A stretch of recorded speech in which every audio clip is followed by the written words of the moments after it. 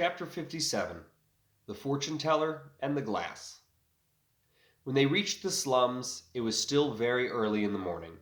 But because the poorest people always have to wake up the earliest, everyone in the slums was already up. I bet the king was asleep still. So they are passing through the slums, thinking that they would go unnoticed because of how homeless and starved they were for several weeks. But Foxfire looked like a pirate queen, and no one in the slums would have had a pet fox, and Candide was naked because it was Friday again. So everyone noticed them, and it was mostly uncomfortable. I say mostly because Candide seemed fine with the attention, and so did Foxfire. And Trix and the piglet didn't care, so it was mostly Alexander who felt uncomfortable. They made their way towards the market, but were stopped by a little girl. It was actually hard to determine if the girl was a boy or a girl because the child was so young, and because anything ambiguous in Italian is masculine. I think that is true. So I'm just deciding it was a girl. That isn't really important.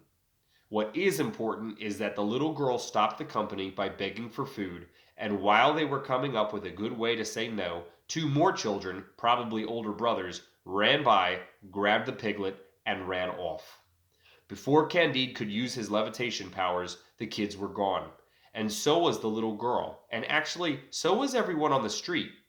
They felt a rumbling under their feet as a heavy pounding came closer down an alley towards them. It was the unbeatable monster, but they wouldn't know that.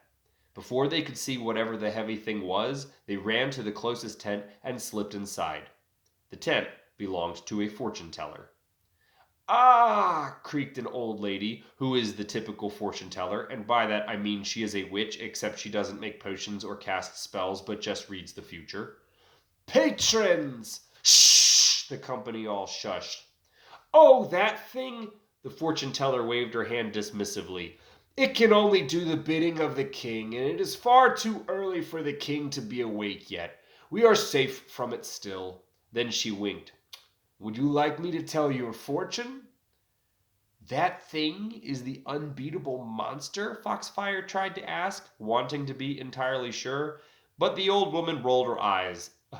"You will meet it soon enough, but there is something even more interesting in your future," she cooed. "Do we beat it?" Alexander pressed, keeping his voice low since the thing seemed to be towering over their tent and passing on.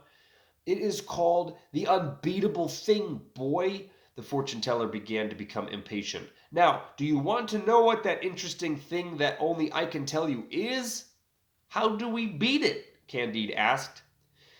"If you would just look into my crystal ball," the fortune teller started to say, but then her tent burst open, and the piglet was running behind Candide's legs, squealing and causing a commotion.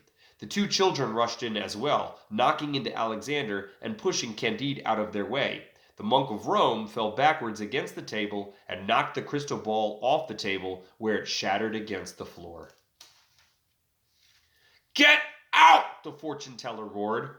All at once, she seemed a little more scary than the unbeatable thing that had moved far enough away from the tent that the rumbling had quieted.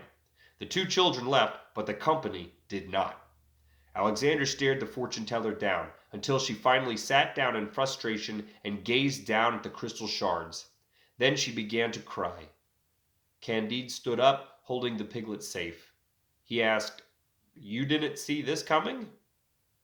"It's not that simple," she muttered, "and crystal balls are hard to come by, especially for people who live in the slums." "Aren't you a witch?" Alexander reminded her. "Can't you go live in the woods?" "Are the woods better than the slums?" "I don't know," Alexander confessed, "but I am deeply sorry that we destroyed your crystal ball." He thought about it. He wondered if there was anything sticky in his knapsack.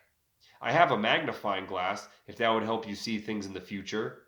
Well, she wondered, the future is very small. That might just work. So Alexander gave her the magnifying glass and she tried it out. She spied in it and twisted it, held it up and around, then finally sighed with relief. "It works," she said. And they cheered.